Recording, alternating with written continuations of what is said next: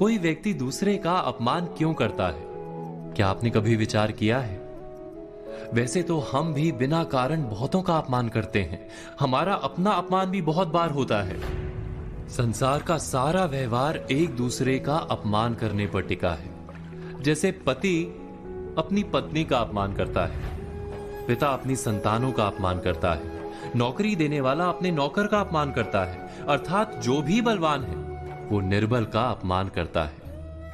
यदि हम शक्तिमान हैं तो अपमान के बदले में लड़ाई करते हैं, और यदि लड़ने की शक्ति नहीं होती तो हम अपमान सह लेते हैं, स्वयं को निर्बल और असहाय मान लेते हैं। हमें छोटे होने का एहसास होता है।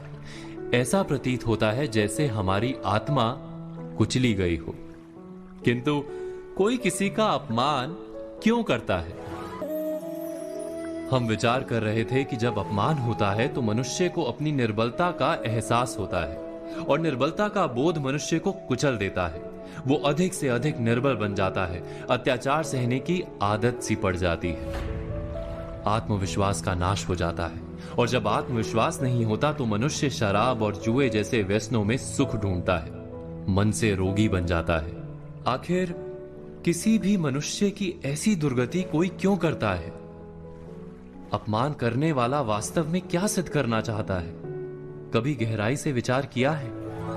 हम विचार कर रहे थे कि कोई भी मनुष्य किसी का अपमान क्यों करता है।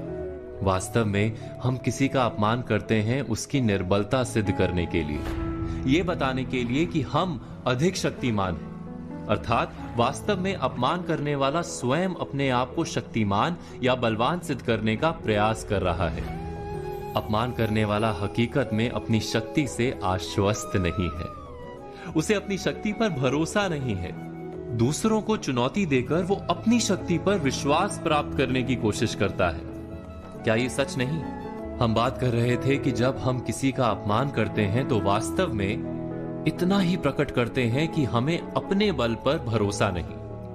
हमें संसार एक अविरत संघर्ष प्रतीत होता है, कभी ना रुकने वाली एक जंग सी दिखाई देती है। हम अपने निकट आने वाले सभी को प्रतिद्वंदी मानते हैं, फिर वो पति या पत्नी ही क्यों ना हो। हमें निरंतर लगता है कि हमें अपनी शक्ति सिद्ध करनी होगी, अन्यथा हमारा शोषण होगा, हम किसी के गुलाम बन जाएंगे।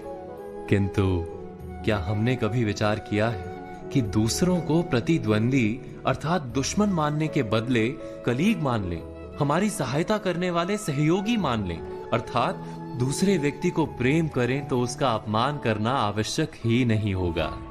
किंतु प्रेम करने के लिए आत्मविश्वास आवश्यक है। जिसे अपनी शक्ति पर विश्वास नहीं, वो प्रेम कर ही नहीं सकता। अर्थात जिसका हृदय आत्मविश्वास से भरा होता है, ना वो अपमान करता है, ना अपमान को स्वीकार करता है। क्या ये सत्य नहीं? इस तथ्य पर विचार अवश्य कीजिएगा।